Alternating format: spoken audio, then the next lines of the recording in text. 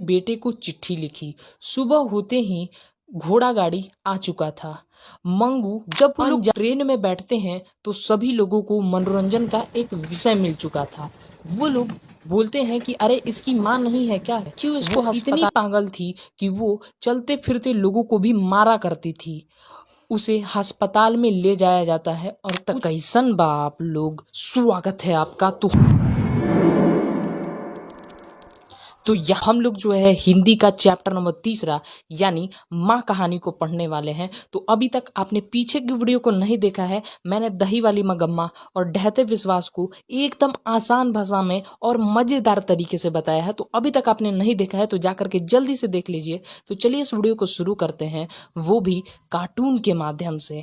तो कहानी शुरू करने से पहले हम लोग लेखक परिचय के बारे में जान लेते हैं, क्योंकि आपके बोर्ड एग्जाम में 1-2 नंबर के सवाल लेखक परिचय से बन जाते हैं। तो माँ कहानी पाठ के लेखक ईश्वर पेटलीकर हैं। कैसे याद रखें, देखिए इसका ट्रिक है कि माँ गुजरने के बाद ईश्वर बन जाती है। क्या बोला मैंने? माँ गुजरने के बाद ईश्वर बन जाती है, तो ईश्वर बन जाती है, इसी से याद रखिएगा ईश्वर पेटलीकर इस पाठ के लेखक हो जाएंगे। और अगर आपसे पूछ दिया जाए कि माँ कैसी कहानी है तो याद रखिएगा गुजराती कहानी है। अब ई कैसे याद रखें, देखिए एक और ट्रिक है। मैंने क्या बोला? माँ गुजरने के बाद ईश्वर बन जाती है, गुजरने के बाद, तो गुजरने से याद रखिएगा ये एक गुजराती कहानी है। और अगर आपसे ये पूछ दिया जाए कि इसको संपादित किसने किया है, क्योंकि ये गुजराती में है, आप तो गुजराती जानते नहीं हैं, केम छो मजामा, जानते हैं नहीं, तो इसको संपादित किया है गोपाल दास नागर ने। अब ई कैसे याद रखें, देखिए एक और ट्रिक है, याद रखिएगा इस कहानी में, माँ कहानी में किसके बारे में बताया गया है? मंगू के बारे में। तो याद रखिएगा मंगू को कहाँ लेकर के जाया जाता है? हॉस्पिटल में। तो आप गलत याद रखिएगा, क्या याद रखिएगा कि मंगू को गोलगप्पे की दुकान पे लेके जाया जाता है। तो उसी से याद रखिएगा इस पाठ के संपादित यानी इस पाठ को संपादित किया है गोपाल दास नागर ने। तो चलिए इस कहानी को अब कार्टून के माध्यम से पढ़ना चालू करते हैं। एक गांव में मंगू नाम की पागल और गूंगी लड़की रहती थी। मंगू जन्म से ही पागल और गूंगी थी। पूरा गांव मंगू को पागल पागल पागल कह के बुलाता था, लेकिन माँ के लिए मंगू पूरी दुनिया थी।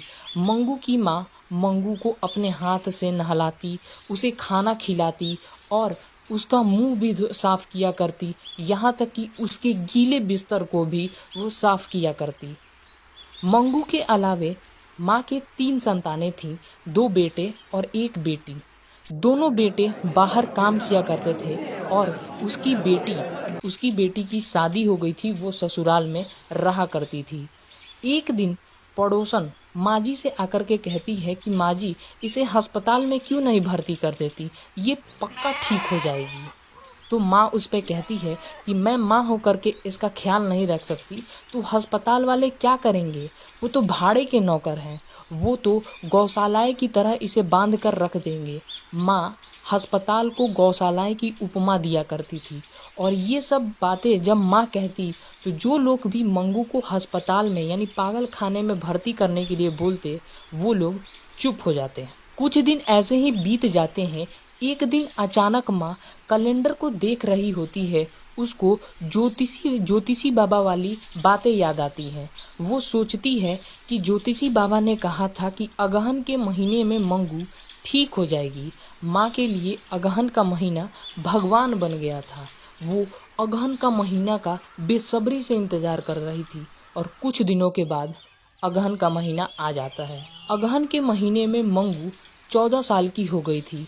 माँ सोच रही थी कि अगर काश मंगू ठीक हो जाती तो मैं भी इसकी शादी इसी की बहन यानी मंगू की बहन का नाम था कम्मो, तो वो उसी की तरह शादी करने के लिए सोच रही थी। मंगू इतनी खूबसूरत थी कि अगर उसको लड़के वाले देख लेते तो एक ही बार में हाँ कर देते, लेकिन ऐसा ना हो सका। उसी गांव में रहने वाली एक कुसुम नाम की लड़की पागल हो जाती है। वो इतनी पागल थी कि वो चलते फिरते लोगों को भी मारा करती थी। उसे अस्पताल में ले जाया जाता है और कुछ दिनों के बाद वो ठीक हो जाती है। जब वो ठीक होकर के लौटती है तो पूरा गांव उसे देखने के लिए जाता है और सबसे आगे माँ खड़ी होती है।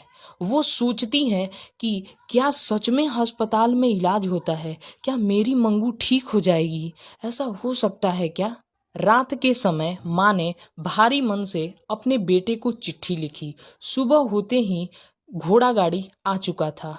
मंगू अनजानी खुशी में नए कपड़े पहनकर एकदम तैयार हो गई थी। वो अपने कपड़े को देख रही थी।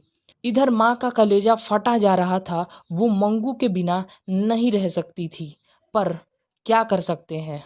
माँ को ऐसा लगता है कि जैसे वो अपनी ममता का गला घोट रही है। जब वो लोग ट्रेन में बैठते हैं तो सभी लोगों को मनोरंजन का एक विषय मिल चुका था। वो लोग बोलते हैं कि अरे इसकी माँ नहीं है क्या, क्यों इसको अस्पताल में छोड़ने जा रही हैं, ये वहाँ पर मर जाएगी। मेरे गांव के बहुत सारे लोग वहाँ पर गए हैं, आज तक एक भी ठीक हो करके नहीं आया है। तभी मंगू की माँ शर्म के मारे अपना सिर नीचे करके रोने लगती है और सभी लोग उस पे हंसते हैं। माँ मन ही मन सोचती है कि अगर मैं अकेली आई होती तो अभी यहाँ से लौट जाती, लेकिन बेटा मेरे साथ है। उसे बेटे का डर था। वो सोच रही थी कि बेटा कैसे न कैसे छुट्टी लेकर के आया है। उसने मजिस्ट्रेट से आदेश भी ले लिया है। अब क्या कर सकते हैं। जब वो लोग वहां पर पहुंचते हैं तो माँ अस्पताल के गंदे कमरे को देखती है और पागलों की शोर सुनाई देती है। एक पागल महिला जिसका पति मिलने के लिए आया था, तो वो अपने पति से बोलती है कि ये लोग मेरे बालों में तेल नहीं लगाते हैं, मुझे अच्छे से खाने को नहीं देते हैं, मेरा मुंह नहीं धोते हैं, हमको अच्छा कपड़ा नहीं पहनाते हैं। तब माँ ने देखा कि उसके बालों में तेल लगा हुआ है, उसने अच्छे कपड़े पहन रखे हैं और उसका मुंह भी साफ था। फिर भी ना जाने वो क्यों ऐसी बातें किया कर रही थी। माँ डॉक्टर और मेंटेनर से बोलती है कि बेटा जरा इसका ध्यान रखना, इसे रोशनी में नींद नहीं आती है, इसको अगर ना खिलाया जाए तो ये खाना नहीं खाती है, और अगर इसे पेशाब वगैरह ना कराया जाए तो ये नहीं करती है, जरा इसका ध्यान रखना।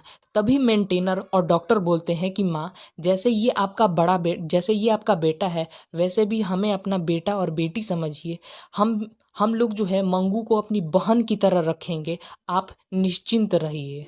तभी मेंटेनर ने मंगू को रुमाल दे करके वो लोग अंदर लेकर के जाने लगे। माँ पीछे मुड़ करके देखती है, उसके मन में अंदर जाने की इच्छा उत्पन्न हुई। वो जैसे ही जा रही होती है तभी डॉक्टर उन्हें मना कर देते हैं, कहते हैं कि आपको अंदर जाने की इजाज़त नहीं है। तभी माँ का मन जो था एकदम उदास हो गया था। जब माँ अस्पताल से बाहर निकलती है तो वो तो एक सवाल पूछना भूल ही जाती है। वो सोचती है कि मैं तो एक बात पूछना तो भूल ही गई कि वहाँ पर चौकी होगा कि नहीं होगा, क्योंकि मेरी मंगू आज तक कभी भी ज़मीन पर नहीं सोई है। रात के 11:30 बजे माँ और बेटा घर लौटते हैं। वहाँ पर एक पड़ोसन थी जिन्होंने इन दोनों के लिए खाना बना करके रखा था, लेकिन इन दोनों ने मना कर दिया क्योंकि इनका मन बहुत ज़्यादा उदास था। रात के सन्नाटे में बेटा सो नहीं पाता है।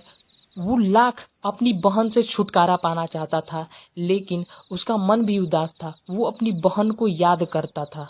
माँ जोर जोर से सिसकियाँ ले रही थी। जब उसने देखा कि माँ की ऐसी हालत है तो वो सोच रहा था कि जब मुझ पे ऐसी बीत रही है तो माँ पे क्या बीत रहा होगा।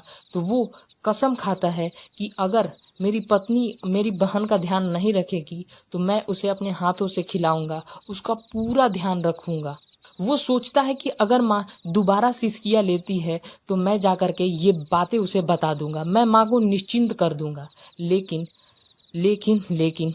माँ की सिसकियाँ बंद हो जाती है और तभी उसे अचानक नींद आ जाती है। सुबह अचानक से एक शोर सुनाई देता है।